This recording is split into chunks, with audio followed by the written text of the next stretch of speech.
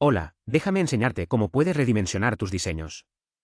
En muchos casos, es necesario ajustar el tamaño de la creatividad si deseas utilizarla en una plataforma diferente. Por lo tanto, definitivamente deberías considerar cambiar el tamaño en todos esos casos. Para redimensionar, primero tenemos que ir a la opción de edición.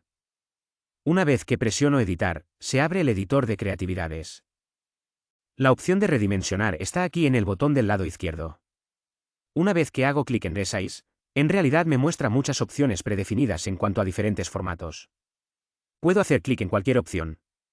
Por defecto, siempre creamos contenido en el tamaño de publicación de Instagram, que es 1080x1080.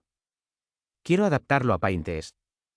Entonces, en cuanto lo seleccione, si te fijas, lo ajustaremos para que se adapte a la publicación de Pinterest.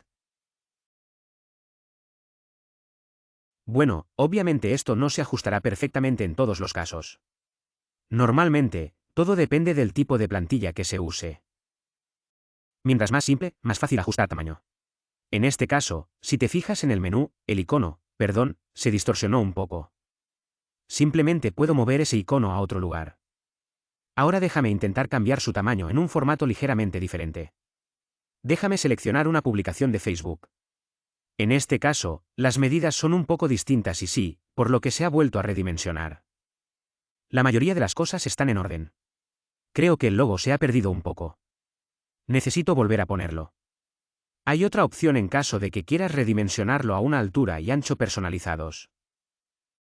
En ese caso, lo puedes colocar aquí y en vez de 788, lo quiero de 888.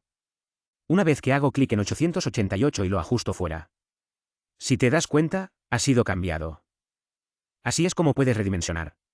Como ya había mencionado, esto no funciona perfectamente en todos los casos. Depende de lo complicado que sea el diseño.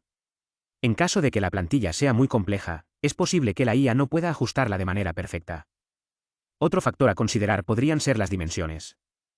En caso de que la plantilla fuera cuadrada de forma predeterminada y esté tratando de cambiar su tamaño a un formato vertical u horizontal, también puede enfrentar problemas, pero en la mayoría de los casos esto debería funcionar.